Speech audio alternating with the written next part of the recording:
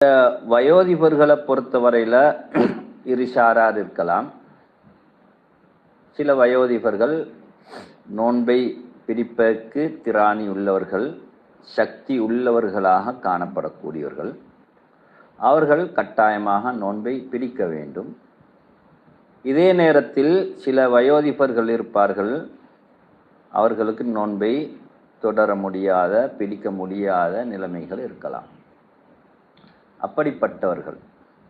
அதே போல சில நோயாளிகள் இருப்பார்கள், அந்த நோய் அவர்களுக்கு நிரந்தரமான, தீர்க்க முடியாத நோயாக இருக்கும்.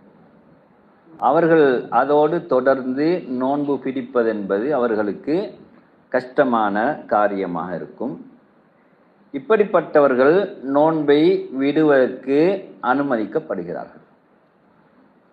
நோன்பை விட்டதற்கு அனுமதிக்கப்படுவது மட்டுமல்ல, அவர்கள் வேறொரு நாளையிலே கலா செய்ய தேவையில்லை. என்ன செய்யணும்? அவர்கள் ஃபிதியா கொடுக்கும். அதை நாங்கள் ஃபிதியா என்று சொல்கிறோம்.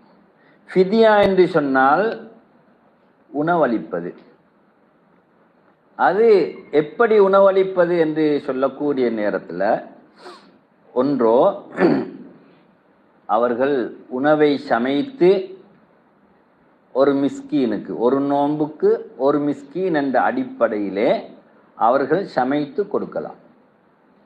அல்லது அந்த நோன்புக்கு பதிலாக அவர்கள் தானியங்களை வழங்கிக் கொள்ளலாம். தானியம் என்று சொல்லக்கூடிய நேரத்தில் நாங்கள் பாவிப்பது சோறு, அரிசி. எனவே இந்த ஒவ்வொரு மிஸ்கீனுக்கும் எந்த அளவு என்று சொல்லக்கூடிய நேரத்தில் உலமாக்களுக்கு இடையிலே சில கருத்து வேற்றுமைகள் இருக்கின்றன.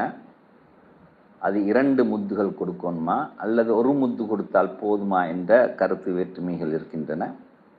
சாதாரணமாக ஒரு மிஸ்கீனுக்கு ஒரு நேரத்துக்கு போதுமான ஒரு உணவு என்று வரக்கூடிய நேரத்தில் சுமார் அரிசி என்று வந்தால் ஒரு நோன்புக்கு 600 கிராம் அரிசி, 600 கிராம் 650 கிராம் வரக்கூடிய அளவுக்கு நாங்கள் அரிசியை கொடுத்து கொண்டு வந்தால் போதும். அப்படி இல்லாட்டி நாங்கள் என்ன செய்யணும்? அவர்களுக்கு உணவளிக்க வேண்டும்.